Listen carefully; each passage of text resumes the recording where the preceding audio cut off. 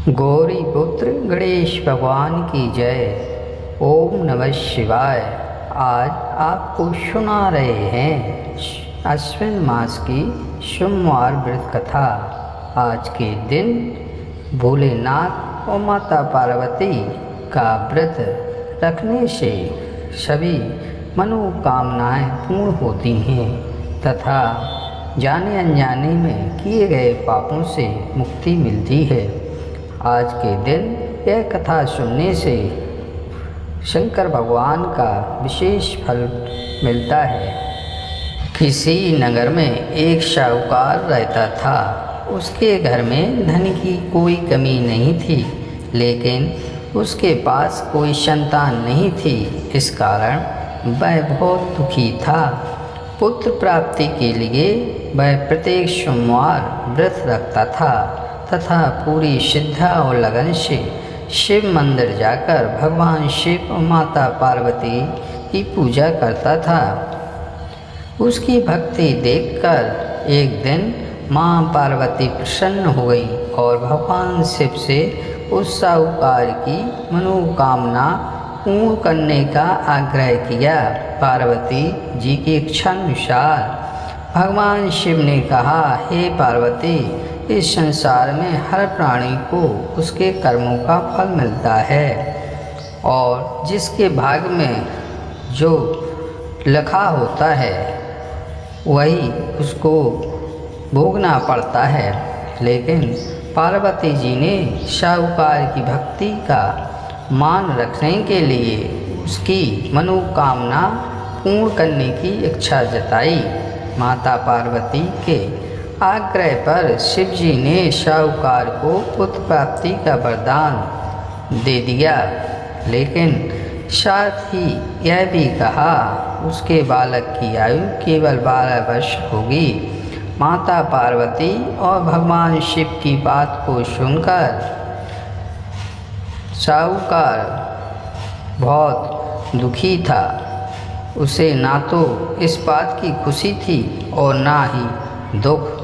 वह पहले की भांति शिव जी की पूजा करता रहा। कुछ समय बाद साहूकार के घर एक पुत्र का जन्म हुआ। जब वह बालक 11 वर्ष का हुआ तो उसे पढ़ने के लिए काशी भेज दिया। साहूकार ने पुत्र के मामा को बुलाकर उसे बहुत सारा धन दिया और कहा कि तुम बालक को काशी विद्या प्राप्ति के लिए ले जाओ। मार्ग में यज्ञ कराना, जहाँ भी यज्ञ कराओ वहाँ ब्राह्मणों को भोजन कराते और दक्षिणा देते हुए जाना। दोनों मामा भांजे इसी तरह यज्ञ कराते और ब्राह्मणों को दान दक्षिणा देते काशी की ओर चल पड़े। रात में एक नगर पड़ा जहाँ नगर के राजा की कन्या का विवाह था, लेकिन जिस राजकुमार से उसका विवाह होने वाला था वह एक आँख से काना था। राजकुमार के पिता ने अपने पुत्र के काना होने की बात को छुपाने के लिए एक चाल सोची। साहूकार के पुत्र को देखकर उसके मन में एक विचार आया। उसने सोचा, क्यों ना इस लड़के को दूल्हा बनाकर राजकुमारी से विवाह करा दूं। विवाह के बाद उसको धन देकर विदा कर दूंगा और राजकुमार को अपने नगर ले जाऊंगा। लड़के को दूल्हे के वस्त्र पहनाकर राजकुमारी से विवाह कर दिया गया। लेकिन साहूकार का पुत्र ईमानदार था। उसे यह बात उचित नहीं लगी। उसने अवसर पाकर राजकुमारी को चुन्नी के पल्ले पर लिखा कि तुम्हारा विवाह तो तेरे साथ हुआ है, लेकिन जिस राजकुमार के संग तुम्हें भेजा जाएगा वह एक आँख से काना है।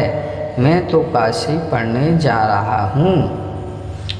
जब राजकुमारी ने चुन्नी पर लिखी बातें पढ़ी तो उसने अपने माता पिता को यह बात बताई। राजा ने अपनी पुत्री को विदा नहीं किया, जिससे बारात वापस चली गई।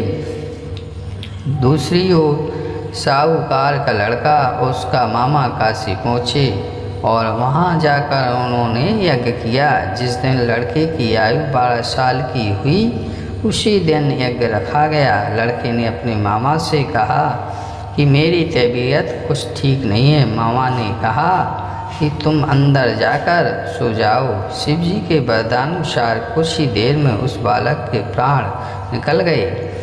मृत भांजे को देख उसके मामा ने विलाप शुरू किया। संयोगवश उसी समय शिव जी और माता पार्वती उधर से जा रहे थे। पार्वती ने भगवान से कहा, स्वामी मुझे इसके रोने के स्वर सहन नहीं हो रहा, आप इस व्यक्ति के कष्ट को अवश्य दूर करें। जब शिव जी मृत बालक के समीप गए तो वह बोले कि यह उसी साहूकार का पुत्र है जिसे मैंने 12 वर्ष की आयु का वरदान दिया। अब इसकी आयु पूरी हो चुकी है। लेकिन मातृभाव से विभोर माता पार्वती ने कहा कि हे महादेव, आप इस बालक को और आयु देने की कृपा करें, अन्यथा इसके वियोग में इसके माता पिता भी तड़प तड़प कर मर जाएंगे। माता पार्वती के आग्रह पर भगवान शिव ने उस लड़के को जीवित होने का वरदान दिया। शिव जी की कृपा से वह लड़का जीवित हो गया। शिक्षा समाप्त करके लड़का मामा के साथ अपने नगर की ओर चल दिया। दोनों चलते हुए उसी नगर में पहुँचे जहाँ उसका विवाह हुआ था। उस नगर में भी उन्होंने यज्ञ का आयोजन किया। उस लड़के के ससुर ने उसे पहचान लिया और महल में ले जाकर उसकी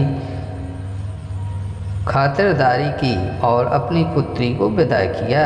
इधर साहूकार और उसकी पत्नी भूखे प्यासे रहकर बेटी की प्रतीक्षा कर रहे थे। उन्होंने प्राण कर रखा था कि यदि उन्हें अपने बेटी की मृत्यु का समाचार मिला तो वह प्राण त्याग देंगे, परंतु अपने बेटे के जीवित होने का समाचार पाकर वह बेहद प्रसन्न हुए। उसी रात भगवान शिव ने व्यापारी के स्वप्न में आकर कहा, हे श्रेष्ठी, मैंने तेरे सोमवार के व्रत करने और व्रत कथा सुनने से प्रसन्न होकर तेरे पुत्र को लंबी आयु प्रदान की है। इसी प्रकार जो कोई सोमवार व्रत करता है या कथा सुनता है और पढ़ता है उसके सभी दुख दूर होते हैं और समस्त मनोकामनाएं पूर्ण होती हैं।